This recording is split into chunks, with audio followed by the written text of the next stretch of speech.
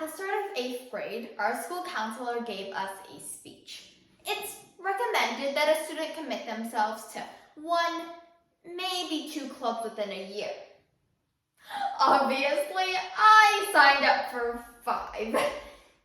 Yeah, you can just imagine what I was thinking.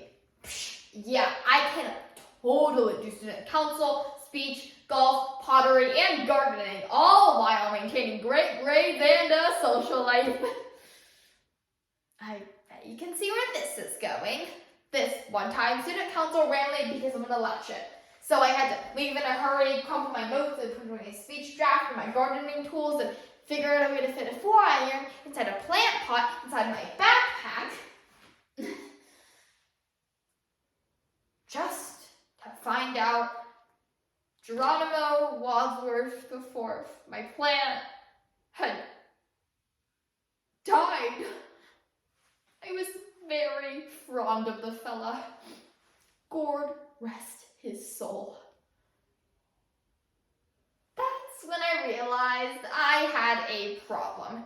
No, it wasn't planning a funeral for Big G. It was a realization that I wasn't doing the clubs because I enjoyed them anymore. I was doing them just for the sake of saying, I'm doing them. And I'm not alone. From trying to gain more followers on Instagram to buying the latest and greatest gadgets, we all have a mentality that more is better. This toxic cycle of trying to do everything and please everyone is not only damaging to others, but to ourselves as well. We are obsessed with addition and need to learn to subtract. So today, let's discuss the 30 causes in 2 minutes, 80 effects in 3 minutes, and 100 solutions in 4 minutes to the mentality that more is better. Or maybe I'll just focus on the most important ones. The reason we named him Geronimo was because he was a geranium. But the reasons we think more is better are that we overvalue both possessions and achievements. Firstly, we are incentivized to think that more possessions are better. In a study from the National Library of Medicine, when 1,300 individuals were asked whether the amount of free time they had or luxury goods they purchased directly correlated to their happiness, over 96% of them responded negatively to both. However, when given the choice, they still decided to buy more and have more free time. It's become our habit to always want more and more, even when it might not bring us happiness. But not only do we overvalue possessions, we also overvalue achievements. That's how certain con men are running the country. Recently, George Santos, a congressman from New York's 3rd Congressional District, was caught in a web of lies. He said that he had been on a volleyball team that beat both Harvard and Yale. He didn't.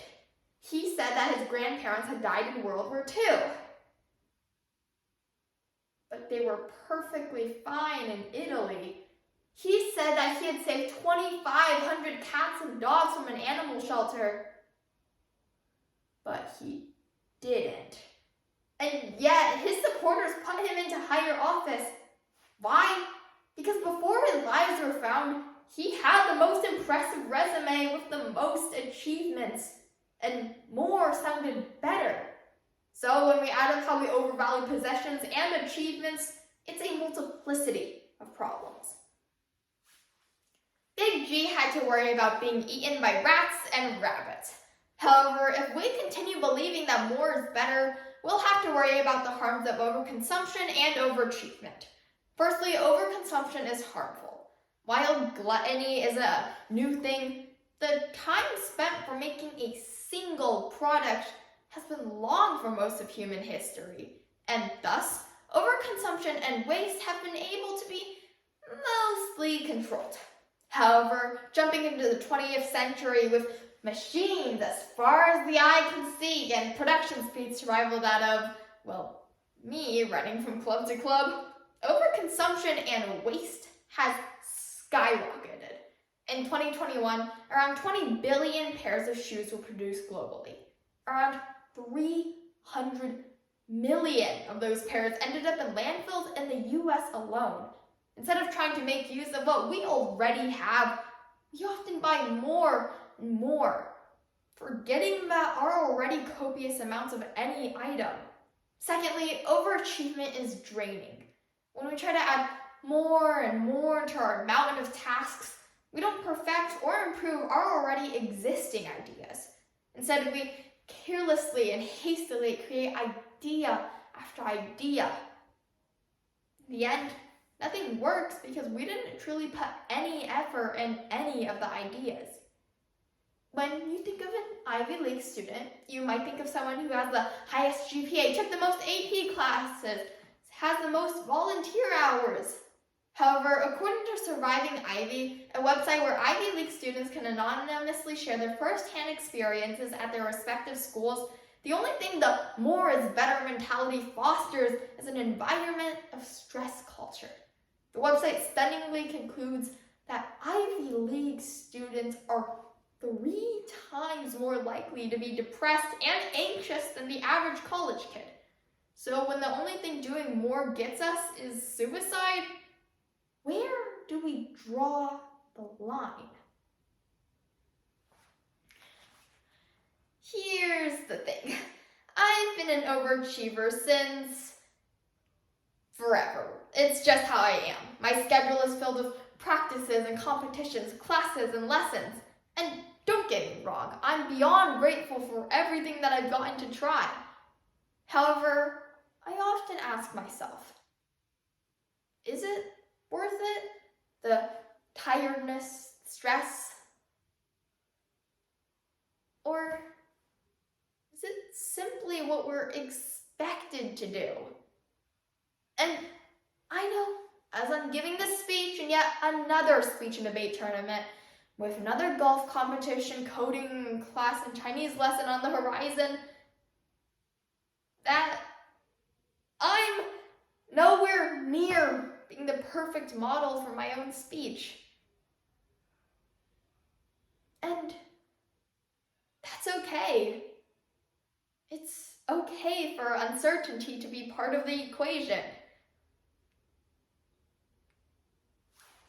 Now, I'm not saying that we should just subtract everything and everyone from our life, or that we should just try not to achieve anything. I'm saying that we should cut down on the meaningless or draining things for people in our life to make room for more happiness. Just like Geronimo, who has a root and stem, we have a basic solution and one that branches out. Firstly, instead of creating to-do lists, start creating don't-do lists. The Hidden Brain podcast in April 2022 said that we always pile on more and more without even considering focusing on one last thing.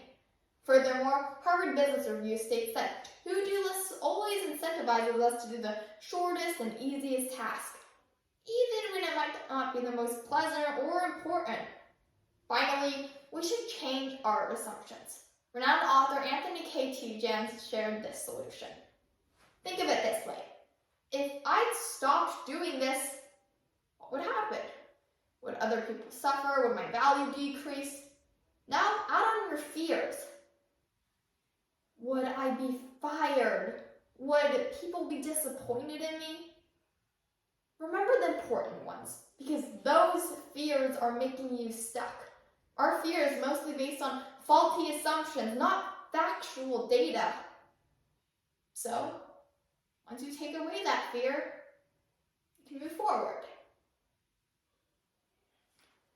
There are many, many, many ways to end a NOO. You can give a summary, say a quote, make a bet, and much, much more. But today, I'm just going to take a deep breath.